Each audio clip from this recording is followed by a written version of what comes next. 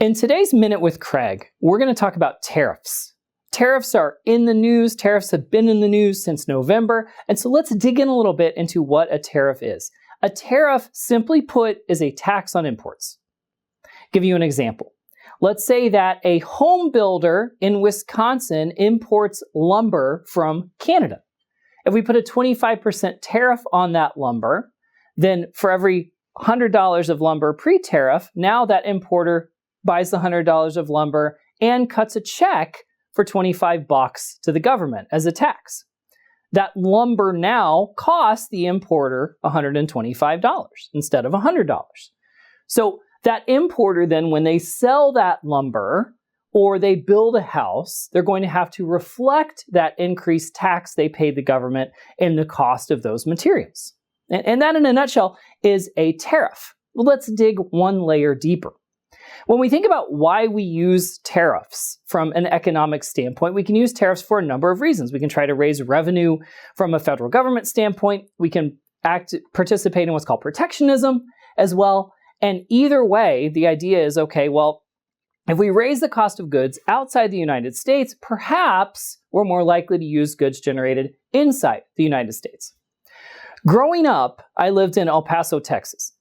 And during my time growing up, there was an act that passed. It was the North American Free Trade Agreement. And you saw a bunch of textile companies like Levi's and things that made blue jeans pop up on the border of Mexico and the United States. The idea being that you would have American and Mexican management, and you would have typically employees from Juarez, and they would make the textiles, and textiles would then ship to the United States. So it was a way that we could make textiles without paying United States labor costs, which typically are more expensive than labor costs in Juarez, Mexico would be. So the idea of a tariff then kind of flies in the face of that free trade, okay? And what we're looking at with this world of tariffs today is that we're kind of tariffing by country and not necessarily by industry. When there's some industries, the United States does a very good job, and maybe we have a domestic interest in that industry continuing, such as making cars in the United States, right? Our ability to produce cars is the same as our ability to produce and weaponize those kind of things if we ever needed to. And so, yeah, you can make the argument that we need a strong, healthy car industry in the United States. So maybe if we put tariffs on automobiles or automobile parts, we would then see perhaps more people buying U.S. cars because they would be priced more affordably or cheaper than international alternatives. You could make an argument that perhaps if you're a big believer in bourbon, right, we put a big tax on tequila. Tequila is generally grown in Mexico and south of there. And so we would grow and make tequila in Mexico, what used to be $100 a bottle. Now we'd have $100 a bottle plus that tariff tax put on it.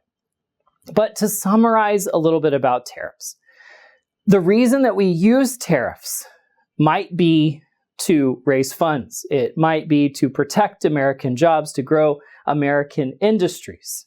And we can look at that from the slant that, okay, maybe perhaps that'll work.